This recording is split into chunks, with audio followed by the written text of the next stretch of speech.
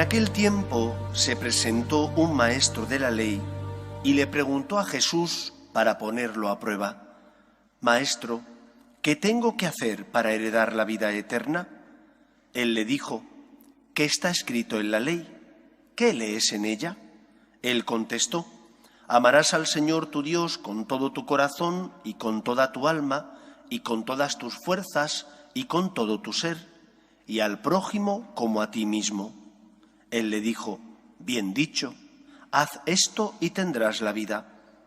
Pero el maestro de la ley, queriendo justificarse, preguntó a Jesús: «¿Y quién es mi prójimo?».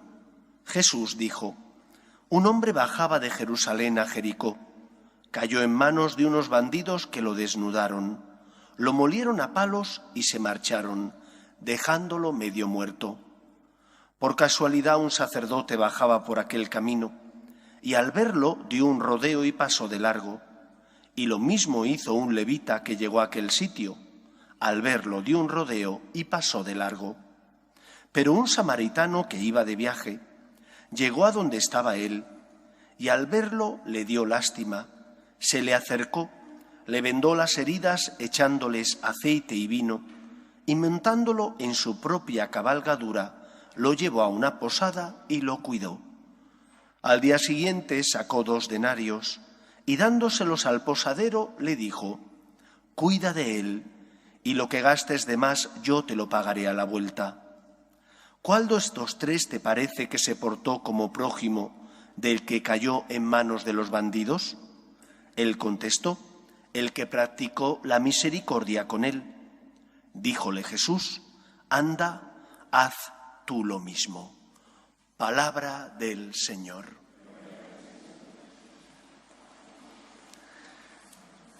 Si tuviera que expresar en una imagen lo que nos transmite el Evangelio, creo que no hay mejor imagen para expresarlo que la figura de los trileros. Y creo que todos sabemos quiénes son. Aquellos que juegan, por ejemplo, en Manhattan y en otras ciudades, juegan con 3 vasitos y te dicen dónde está la bola. Y juegan contigo a confundirte para, engañándote, sacarte el dinero. Yo tengo la sensación, siempre la he tenido, de que con Cristo querían jugar a trileros, querían engañarle. Pero claro, pincharon en hueso, porque Jesús, el Hijo de Dios, ve en el fondo del corazón de la persona y sabe lo que siente y sabe lo que desea. Por lo tanto, yo creo que la primera enseñanza del Evangelio es la de no jugar con Dios. Dios te ha creado porque te ama. Y porque te ama, te ha creado dándote un don que solo tenemos los seres humanos: la libertad. Fíjate si la libertad es grande, que puedes decirle no a Dios.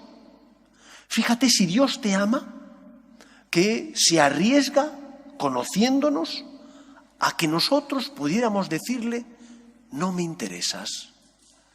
Cuando los filósofos intentan estudiar este acontecimiento, se tiran de los pelos, porque no hay nada tan irracional como que el Dios, que es el creador y del que nace todo, permita que la criatura, que es insignificante y somos nosotros, pueda decirle que no a Él.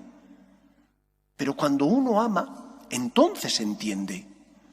Y el amor de Dios al ser humano es tan grande que no quiso crearle sin voluntad y libertad, sino que quiso crearle dándole esos dones para que buscara a Dios no por obligación, sino por amor.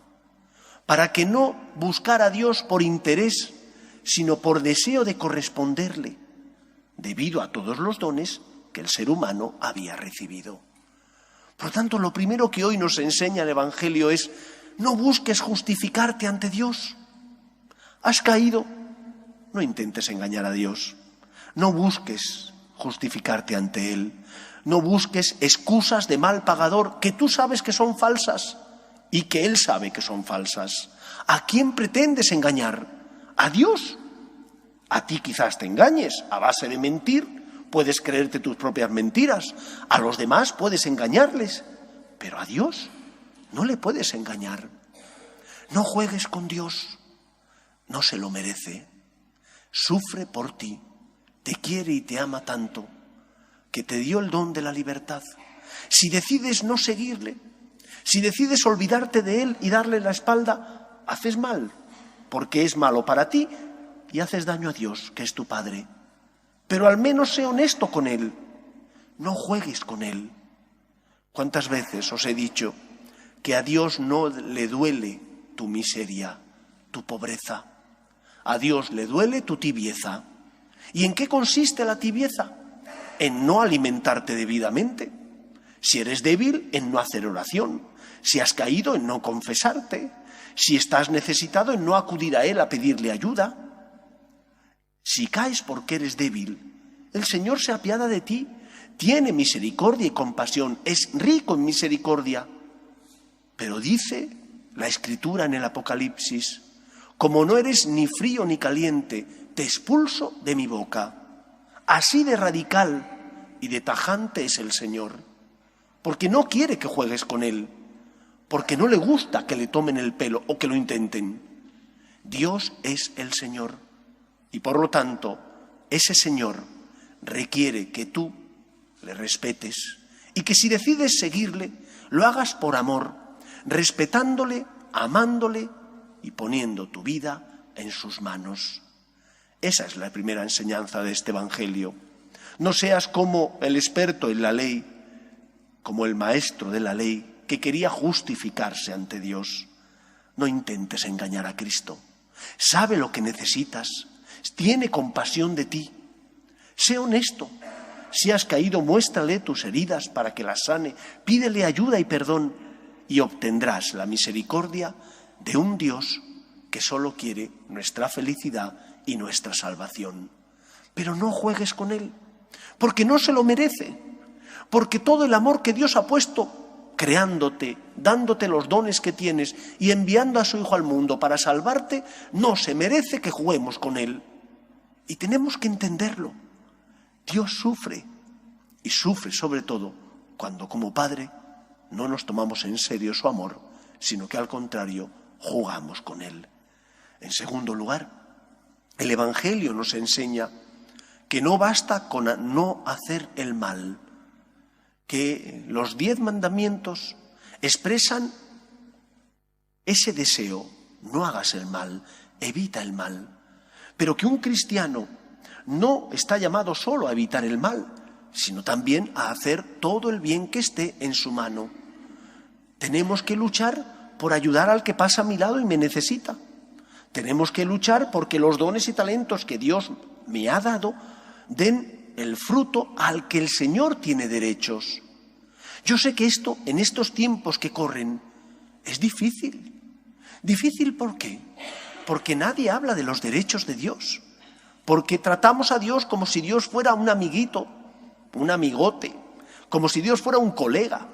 Y Dios no es un colega, es tu Padre, aquel que entregó a su Hijo al mundo por ti, aquel que te creó y te dio unos talentos, y por lo tanto Dios tiene derecho a que esos talentos den fruto. Y la conciencia, tantos dones como la conciencia y otros que hemos recibido, tienen que dar fruto para construir un mundo mejor y más justo, para sembrar amor en tu familia, en tu trabajo, con las personas con las que te relacionas. No solo no tienes que hacer el mal, también estás llamado a hacer todo el bien que esté en tu mano. Y eso lo expresa Cristo con el mandamiento nuevo del amor. Amaos los unos a los otros como yo os he amado. ¿Y cómo nos amó Cristo? Entregándose por nosotros, teniendo compasión de nosotros. Ese es el camino que tenemos que seguir. Y por lo tanto no puedes escudarte diciendo: es que no le he hecho ningún mal. ¿Qué mal le hizo el sacerdote judío al que habían apaleado los bandidos? Ninguno. Pero tampoco le hizo ningún bien. ¿Qué mal le hizo el levita? Ninguno. Pero tampoco le hizo ningún bien. Sin embargo, el samaritano, un pueblo hermano del judío y enfrentado con los judíos, tuvo misericordia y compasión. Y es el que es puesto como modelo por Cristo, ¿Por qué? Porque tiene conciencia, porque tiene ojos para ver la necesidad del que pasa a su lado, ojos y voluntad, ojos para ver y voluntad para echar una mano, para socorrer, para esforzarse, utilizando sus dones y talentos, pagando el precio que valía el que atendieran a esta persona en la posada, complicándose la vida para ayudar al que sufría, que ni era familiar suyo ni amigo suyo, pero era una persona que sufría y que por lo tanto estaba necesitado de su auxilio y de su misericordia. Yo tengo que vivir así, evitar el mal, pero también hacer todo el bien que esté en mi mano. Y lo tenemos que hacer porque tenemos una eterna deuda de gratitud para con Dios. Porque hay alguien que nos amó primero y que sin que nosotros pidiéramos ayuda, se encarnó para asumir nuestros problemas, se encarnó para hacerse hombre, para hacerse carne y de esa manera cargar con la cruz que eran mis pecados, cargar con la cruz que era mi cruz para liberarme de la carga de la misma y regalarme la salvación. Y si a mí me han tratado así, ¿cómo tenemos que tratar nosotros a los demás? De esa misma manera. Pero es que cuesta, es que duele porque no tengo relación con esa persona con la que me cruzo en el metro o con la que comparto un rato en el autobús o en el trabajo y tengo que ayudarle si no es nadie de los míos. Cristo lo hizo por ti, tú tienes que hacerlo por Él. Y por lo tanto tenemos que aprender a buscar motivaciones para hacer el bien y evitar el mal. Y la principal motivación es hacer las cosas por Cristo, es decirle al Señor, por ti. Quizás esa persona a la que no conozco no se mereciera mi esfuerzo, pero tú, Señor, sí te lo mereces, porque te veo en Él, porque tú compartiste conmigo y me amaste primero, me siento llamado también a ayudarte. Qué distinta sería nuestra vida si los cristianos viéramos con otros ojos la realidad, si los cristianos nos sintiéramos llamados e interpelados a ver a Cristo que pasa a nuestro lado en la persona del que sufre y que necesita nuestra asistencia, nuestra generosidad, nuestra caridad. Recuerda los dones y talentos que tienes, recuerdas el amor que has recibido y pregúntate, ¿están dando el fruto al que el Señor tiene derecho? Porque te los concedió para eso, para tu bien, pero también para el auxilio de los que pasan a tu lado, de manera que pudieras construir una sociedad más justa y mejor, sirviéndote de esos dones que el Señor te concedió como regalo y en prenda. Pues que sea así en nuestra vida, que aprendamos a no jugar con Dios, a respetarle y amarle, a darle aquello que Él como Señor se merece, nuestro amor, nuestro agradecimiento, recordando que los dones y talentos que tenemos, que Él nos concedió, tienen que dar el fruto al que el Señor tiene derecho. Que sea así en nuestra vida.